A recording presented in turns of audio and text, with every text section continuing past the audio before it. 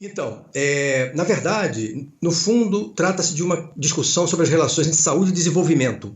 E se a gente olhar numa perspectiva histórica, as raízes desse debate estão lá nos anos 50, 60, ali com os sanitaristas desenvolvimentistas, né, do governo Getúlio e depois Juscelino, no governo João Goulart. Tinha o Mário Vitor de Assis Pacheco, que era um crítico da questão da indústria farmacêutica multinacional. Depois nós tivemos a experiência da SEMI, da Central de Medicamentos, durante o governo militar. E ali nós tivemos algumas iniciativas que olhavam um pouco, como enfrentar a grande dependência tecnológica do Brasil das tecnologias para os programas de saúde pública, sensu lato, né? Isso depois, isso vem se arrastando de maneira com altos e baixos, idas e vindas. Depois teve uma medida importante que foi com o Jamil Haddad, a primeira discussão sobre os genéricos, depois com o Serra, a política dos genéricos, depois a agência reguladora. Enquanto isso acontecia no mundo da política, no mundo da academia, uma série de pesquisadores, como Carlos Gadelha, da Fundação Oswaldo Cruz, e eu também, naquela época, me associei ali no final dos anos 90, nós fizemos um estudo para o BNDES, que era um diagnóstico da indústria de vacinas no Brasil. Então você tinha, de um lado, o mundo das políticas públicas, da economia, da dinâmica do setor saúde que vinha se estruturando, e no mundo da academia, muito inspirados pelas ideias de Schumpeter, de Celso Furtado, não é? Começava-se a ter uma visão diferente das relações entre desenvolvimento, inovação e saúde pública. Então, e em 2007, quando eu assumo o Ministério da Saúde, então eu levei para o Ministério já uma ideia mais ou menos formatada de como é que a gente podia criar um ponto de inflexão, um ponto de mudança nessa visão, que normalmente, assim, é uma visão muito pobre, quer dizer, na verdade, você olha, os governos, eu diria, tendem a olhar a saúde como gasto. Então, o atual governo diz que a questão social não cabe no orçamento, né? O estado de bem-estar social seria um delírio, né? E perde-se de visão uma singularidade da área da saúde muito importante, que é o que nós chamamos da dualidade da saúde, que é a saúde ao mesmo tempo um setor fundamental das políticas públicas para a melhoria das condições de vida e de bem-estar da população, né? Fruir a vida com qualidade, mas tem uma dimensão econômica extremamente importante e que é 10% do PIB, ou seja, ano passado nós tivemos um PIB de 6 trilhões e a saúde, a conta saúde, ou seja, tudo que envolveu saúde no Brasil, do ponto de vista de indústria, serviços, salários, tecnologias, foram 600 bilhões. São 16 milhões de empregos diretos ou diretos, a maioria de grande qualidade, de qualidade diferenciada. A saúde é a área onde 30% do esforço mundial em P&D está na saúde. A indústria bélica e a indústria de saúde são as duas indústrias que estão na fronteira do conhecimento, nanotecnologia, química fina, novos materiais, microeletrônica, a internet, a quarta revolução industrial. Então, você tem que ter um olhar para a saúde diferenciado, isso de um lado. E de outro, uma coisa muito importante é que, sem garantir a sustentabilidade tecnológica da política de saúde, do SUS, você não vai conquistar o objetivo da universalização com qualidade. Isso é fundamental. Então, o desafio era, então como é que eu consigo pensar uma política industrial de desenvolvimento e inovação que seja fortemente ligada à política de saúde e, de preferência, digamos, de uma certa forma, induzida pela política de saúde? Como pensar isso? Bom, os dois exemplos mais importantes no mundo contemporâneo de países em desenvolvimento que estruturaram grandes parques tecnológicos em saúde são a Índia e a China. A Índia hoje tem as maiores empresas mundiais de produção de insumos para a indústria farmacêutica e a China também. Só que quando você vai ver por dentro esses países, você percebe que não há nenhuma relação entre a política industrial para o setor saúde desses países e a sua política de saúde. Pelo contrário, na Índia, eu diria que metade da população da Índia não tem acesso às novas tecnologias da medicina ocidental. E na China, a restrição do acesso é muito grande. Então, lá em 2007, nós pensamos, vamos tentar fazer um caminho um pouco distinto, né? Vamos colocar a saúde como indutora desse processo de desenvolvimento. Quando eu estava na Fiocruz com o Carlos Gadelha, nós criamos um estudo de prospecção de tecnologias em saúde chamado Projeto Inovação. Isso foi no iniciozinho do ano 2000, 2001, 2002. E ali nós chegamos a publicar livros, né? Fizemos a prospecção, por exemplo, da indústria de vacinas. Aliás, tem uma singularidade em relação à indústria de vacinas, né? Nos anos 80, quando todos os países da América Latina estavam fechando suas plantas públicas de produção de soros e vacinas, o Brasil propôs exatamente o contrário, fez o contrário. Nós fortalecemos a nossa indústria e hoje nós temos Butantan e Biomanguinhos como dois dos maiores produtores mundiais de vacinas. 95% das vacinas que nós usamos no nosso Programa Nacional de Imunizações, que é o melhor programa de vacina do mundo, são produzidos no Brasil, com tecnologia que nós adquirimos através de transferência de parcerias com empresas multinacionais produtoras de vacinas. Então, nós fizemos no BNDES, quem era o presidente do BNDES era o Carlos Lessa, se não me engano, esse primeiro seminário, e aí o BNDES se transforma num grande parceiro. Então, qual foi a engenharia? De um lado, recolocar a saúde no centro desse processo, como indutor do processo. Segundo, definir com clareza critérios e prioridades. Que tecnologias são mais estratégicas para o Brasil dominar nesse momento? Em que áreas mais críticas? Considerando aí padrão epidemiológico, as doenças que mais afetam a população, custo financeiro para o sistema de saúde e também o que a gente chama de janela de oportunidades, áreas em que o Brasil, de alguma forma, nas últimas décadas, já veio acumulando algum grau de conhecimento, seja do ponto de vista industrial, seja do ponto de vista de inovação, né?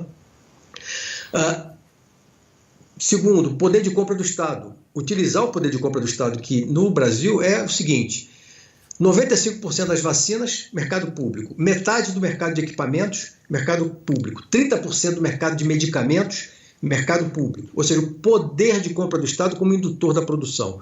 O BNDES como agente parceiro de financiamento e indutor.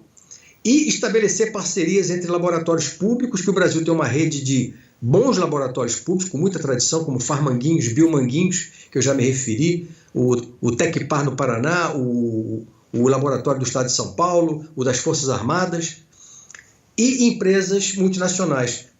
Quais são os critérios fundamentais? Internalizar a produção aqui, né? Ou seja, quando eu crio uma parceria para o desenvolvimento produtivo, que foi o nome que nós demos a essas parcerias, né?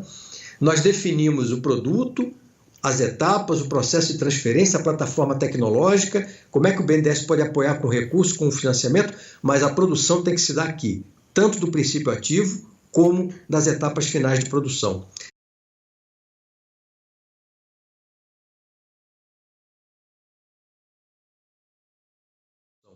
Nassif, me lembrei de outra coisa muito importante, que foi um inflexor, que foi ali em 2007, que foi muito importante nessa história, que foi o licenciamento compulsório do Efavirenz. Pela primeira vez, o Brasil quebrou a patente de um medicamento para AIDS, né? Foi exatamente em abril de 2007, o presidente Lula assinou esse decreto, e nós conseguimos internalizar a tecnologia na Fundação Oswaldo Cruz através de engenharia reversa.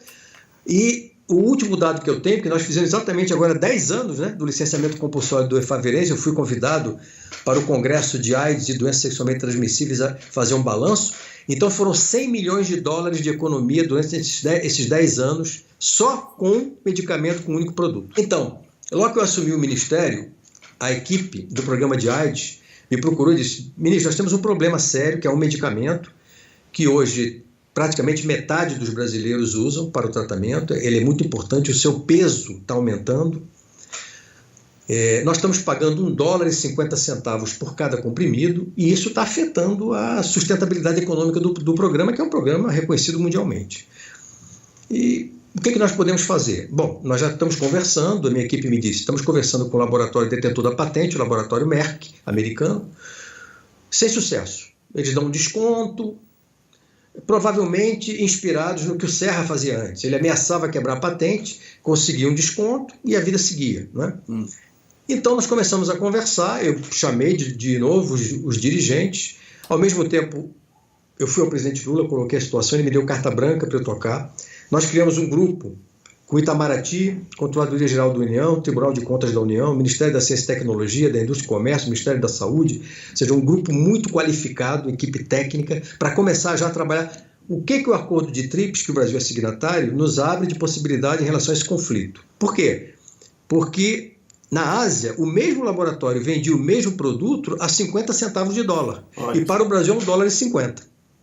Eu me lembro, inclusive, que eu chamei o presidente para a América Latina do laboratório no meu gabinete, com o então ministro da Indústria e Comércio, Miguel Jorge, e perguntei: eu queria só que você me explicasse por que para a Tailândia você vende a 50 centavos de dólar e para o Brasil a $1,50. Aí ele abriu um mapa mundi em cima de uma mesa de centro, colorido, cada país com uma cor. Ele falou: é muito simples, a gente classifica os países considerando perfil demográfico, PIB, grau de desenvolvimento, grau de escolaridade, gasto em saúde, e vocês são amarelo. Então amarelo é $1,50. Se você fosse verde, era 50 centavos. Que tal? Eu falei: tá, muito interessante.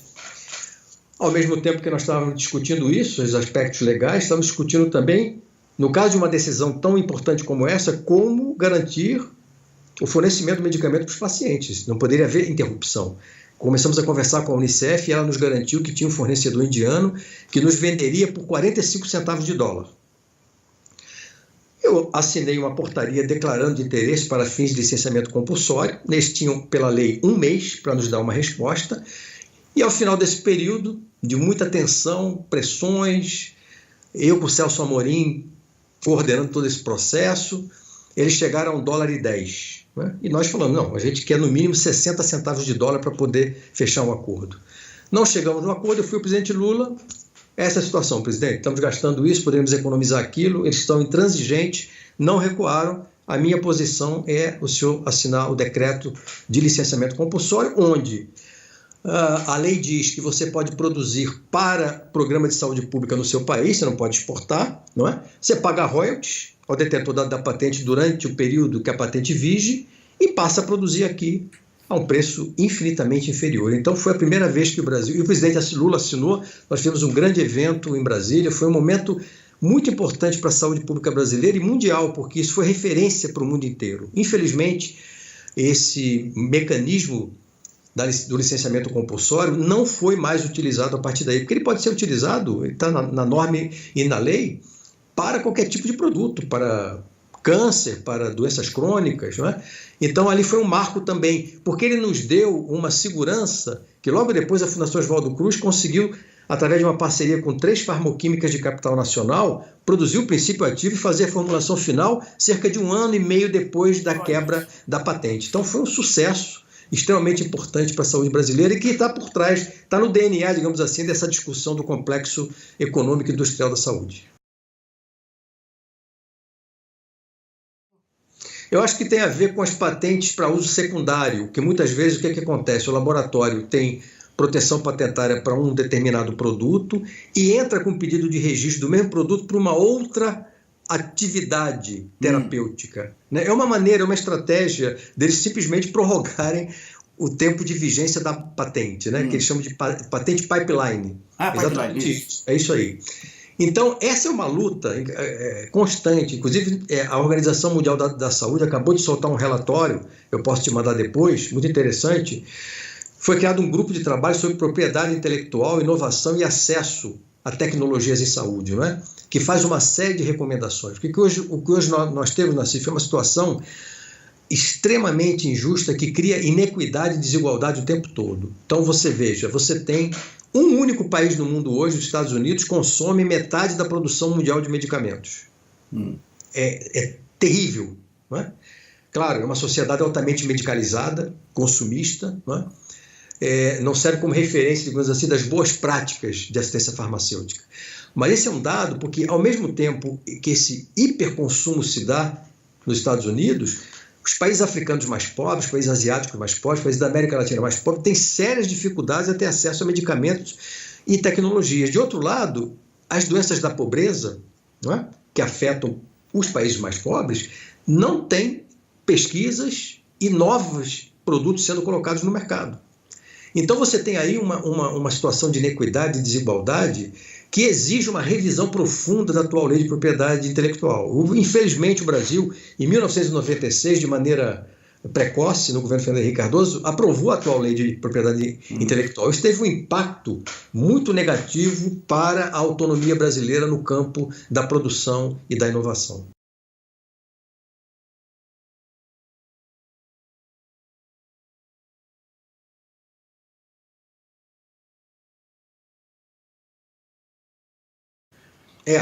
Inclusive, aliás, o Supremo é o zero e vezeiro em relação a essa questão. Te dar um outro exemplo. Hoje nós estamos com um litígio no Supremo Tribunal Federal com a indústria do tabaco.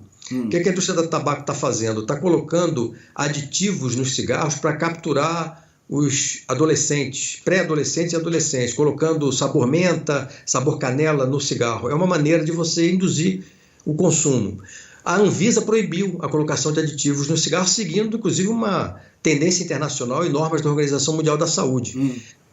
A Confederação Nacional da Indústria entrou no Supremo com um mandado de segurança, questionando a autoridade da Anvisa para tomar esse tipo de decisão. Está há mais de 5 anos no Supremo e não se consegue tirar da gaveta também. E na gaveta de quem que está? Eu não saberia dizer de quem é a gaveta, mas olha, as gavetas lá são muitas, viu? E no caso dessas questões polêmicas... Como? Não, tô ouvindo. No caso dessas questões polêmicas que afetam a saúde pública, eu diria que abrem-se gavetas a todo momento, infelizmente. Nós precisamos de decisões, né? Duas dimensões. Primeiro, o Brasil conseguiu ter uma indústria de genéricos muito potente. Hoje, o laboratório número 1 do mercado é um laboratório, aliás, de capital fechado, a EMS, que é o maior produtor brasileiro de genéricos, né? Então, houve, de um lado, um crescimento, digamos assim, da capacidade tecnológica. Eu não diria de inovação, nós estamos longe da inovação radical, mas eu diria que, do ponto de vista da produção de genéricos, o Brasil está muito bem colocado. De outro lado, a questão dos laboratórios oficiais. Nós temos uma rede de laboratórios oficiais que, tradicionalmente, se dedicava mais a produzir medicamentos para os programas tradicionais de saúde pública. Medicamento para malária, para tuberculose, soros, né? Soro antiofídico, algumas vacinas, né? Mas nunca tinham se dedicado a sair um pouco dessa caixinha, ou seja, como um laboratório oficial pode também entrar no campo da inovação, do desenvolvimento, em tecnologias mais estratégicas, menos tradicionais. Então, acho que as PDPs estão sendo, no momento nós temos 82 PDPs em vigor, embora a política tenha perdido muita velocidade e existe um certo clima de interrogação se essa coisa vai para frente ou não vai, considerando que o atual governo nem política industrial tem, ou melhor, tem uma política industrial de destruição da política nacional, né, da indústria nacional. Então, eu acho que as PDPs aí vieram como um fator muito importante, porque nós temos que olhar lá no futuro, qual é a estratégia que está por trás disso? É exatamente qualificar laboratórios oficiais e empresas de capital nacional, principalmente. Não estamos excluindo as outras que queiram participar dessa parceria, mas o foco é na empresa de capital nacional, para crescerem, se qualificarem, internalizarem plataformas tecnológicas, e aí o novo passo seria começar a entrar na inovação mais radical. Tem, por outro lado, o mundo da pesquisa, que está sofrendo um baque impressionante agora. Quer dizer, a FINEP esse ano vai executar metade do que executou no passado. Né? O CNPq e CAPES estão cortando recursos. Quer dizer, tem todo o movimento do campo da pesquisa brasileira que está indignado e que está se mobilizando para tentar, pelo menos, garantir um futuro menos dramático. Mas veja como isso é importante, né? Quando você pensa o Brasil, em termos de 200 milhões de habitantes, uma base industrial importante, um sistema regulatório organizado em nível nacional, um sistema de saúde universal, uma medicina de alta qualidade, e você fragilizar o braço da pesquisa e fragilizar o braço da política industrial em saúde. Quer dizer, é um grave equívoco quando você olha isso em termos do potencial que o Brasil tem. Ainda avançou pouco. O que eu estou percebendo aí em termos de tendências? Primeiro, existe uma tendência de algumas empresas privadas, capital nacional, se internacionalizarem. Né? Então, o exemplo da AMS, a AMS criou uma empresa nos Estados Unidos, e lá essa empresa não é de genéricos, é de prospecção de novas moléculas, né? E parece que recentemente comprou uma indústria farmacêutica de genéricos na Sérvia. Então, claramente, uma posição de internacionalização. De outro lado, tem a questão do mercado sul-americano. Ora, o Brasil são 200 milhões, a América do Sul são 400 milhões. Né? Então, já existe uma relação e uma penetração de empresas brasileiras importantes em outros países da América do Sul. Na América do Sul, apenas o Brasil, a Argentina e a Colômbia têm uma estrutura industrial em medicamentos e genéricos. Né? Então, o Brasil pode se aproveitar disso para ampliar a sua presença nesses países. Mas tem uma outra dimensão, Luiz, que é o seguinte, como é que o Brasil se qualifica para também poder fornecer medicamentos para os programas de saúde pública da ONU, da UNITAIDS, da ONU, da Organização Mundial da Saúde. Isso é um mercado gigantesco de bilhões, totalmente dominado pelos indianos e pelos chineses, né? E agora que o Brasil começa a caminhar, por quê? Porque para o Brasil se pré-qualificar para fornecer medicamentos para os programas da Organização Mundial da Saúde, ele tem que estar certificado, as suas plantas industriais têm que estar certificadas pela EMA, que é a Empresa Europeia de Regulação, que é a Anvisa Europeia, ou pelo FDA. Ou seja, tem que ter um padrão de produção extremamente rigoroso do ponto de vista técnico e científico. E isso está começando a acontecer agora também. Então eu vejo um grande potencial do Brasil ocupar um espaço diferenciado nessa questão, como ele já ocupa, por exemplo, em relação à vacina da febre amarela, onde a Fundação Oswaldo Cruz ao lado de uma empresa francesa, são os dois únicos fabricantes mundiais. Hoje a Fiocruz entrega grande parte das vacinas que são utilizadas na África, nos programas de saúde pública de prevenção de febre amarela, são produzidos no Brasil. Então, a ideia é que o Brasil siga essa tendência e tenha empresas brasileiras qualificadas para fornecer medicamentos para os programas de saúde pública em termos globais. Pois é curioso isso, você vê que você tem aí pelo menos 2 desses laboratórios, que são a Cristália e a AMS, são laboratórios familiares, que saíram de uma pequena empresa, né? No caso da AMS era uma farmácia de manipulação lá em Campinas, né? E hoje se transformou num gigante. A Cristália tem um perfil muito parecido, né? Então é um fenômeno curioso, novo, onde... E isso é um desafio também, porque essas empresas, a partir de determinado momento, até hoje, essas duas, por exemplo, decidiram não abrir o capital. Né? Tem sua política, sua visão. Elas participam, por exemplo, da Brasil Farma, que é a entidade que congrega os produtores nacionais, ou a Abfina, que é a Associação Brasileira de Química Fina, que também congrega os produtores de matérias-primas e de insumos.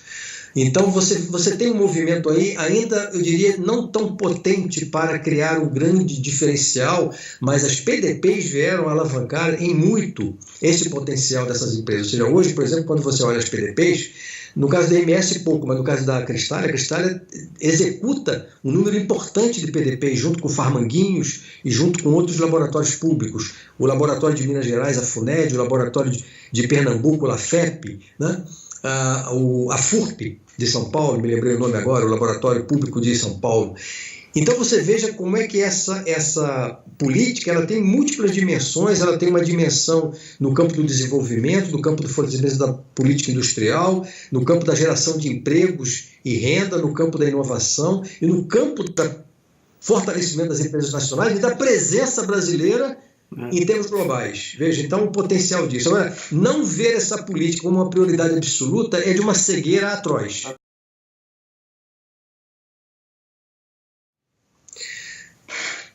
Não sei se eu diria um recomeço, mas uma qualificação dessa questão, né? Eu queria até aproveitar, uma semana atrás, um grupo de professores, profissionais, intelectuais, sanitaristas do Rio de Janeiro, nós elaboramos um documento em defesa da democracia e da saúde, e da sustentabilidade e da autonomia brasileira no campo da saúde, em defesa do sistema único de saúde. E nós criamos o Fórum pela Democracia em Saúde, lançamos esse documento que vai estar nos próximos dias sendo disponibilizados na internet para assinaturas e apoio. Já temos o apoio de parte importante de profissionais e lideranças no campo da saúde pública brasileira. E nesse documento está muito marcada essa questão do complexo econômico e industrial da saúde, do seu fortalecimento como uma via fundamental que pode criar um diferencial brasileiro em termos de um país em desenvolvimento que tem uma visão diferente sobre a saúde pública, que está pensando em como que política industrial e política de saúde podem estar aliadas. Agora, tem uma questão, nós temos que trabalhar nas fragilidades do que construímos até agora. Primeiro ponto que eu colocaria. Nós temos que ter uma política de qualificação dos laboratórios oficiais muito forte. Existem a rede de laboratórios oficiais é muito grande, são cerca de 17, mas eu te diria que não mais do que 5 teriam condições de estar num programa como esse. Segundo, temos que ser bem seletivos em relação às tecnologias a serem internalizadas. saindo talvez de uma visão de tecnologia singular, ou seja, eu quero internalizar a produção de um medicamento para a internalização de plataformas tecnológicas pluriprodutos, multiprodutos. Quais são as tecnologias estratégicas do futuro? Uma delas a gente sabe que é biotecnologia. E o Brasil já tem uma estrutura biotecnológica muito interessante que vem herdada do campo das vacinas e começa agora a entrar no campo dos bioprodutos, que são os medicamentos do futuro para o tratamento do câncer, né? Hoje, quando você compara o que você gasta em termos dos quimioterápicos tradicionais, né, em termos de volume ainda é muito utilizado, mas em termos de custo é muito pequeno. Já os bioprodutos são volume pequeno e números astronômicos, né, são bilhões de dólares. Né? Então, quer dizer, como é que você adequa a tua política com mais foco a nichos de plataformas tecnológicas com grande potencial? O terceiro, nós vamos ter que dar mais, como é que eu vou dizer, organicidade à política das PDPs, que hoje ela é um conjunto de portarias ministeriais. Né? Você teve uma mudança na lei de licitações, na 8666, que nos permite fazer encomendas tecnológicas, que é uma coisa bem interessante, não é? Mas nós precisamos de um marco legal mais robusto, ou um decreto presidencial, ou, o ideal, uma lei, não é? Que pudesse estabelecer com clareza e dar, digamos assim, garantias do ponto de vista jurídico, né, que não sejam apenas infraconstitucionais, mas estejam mais adequadas do ponto de vista constitucional. Nós temos que pensar também que, para poder alavancar esses setores, temos que formar quadros. Nós temos que ter biólogos, químicos, farmacêuticos industriais e outros técnicos, né, para poder estar trabalhando nessa área. E, por fim, nós temos que aproximar mais a questão da inovação. Quer dizer, não tem muito sentido uma política de PDP que se ocupe apenas de copiar genéricos. Se ela não estiver integrada ao outro lado, que é trabalhar realmente com a inovação na fronteira do conhecimento, as novas tecnologias. E tem muita gente no Brasil fazendo isso, em genética, em várias áreas, né? em princípios ativos que vêm da flora.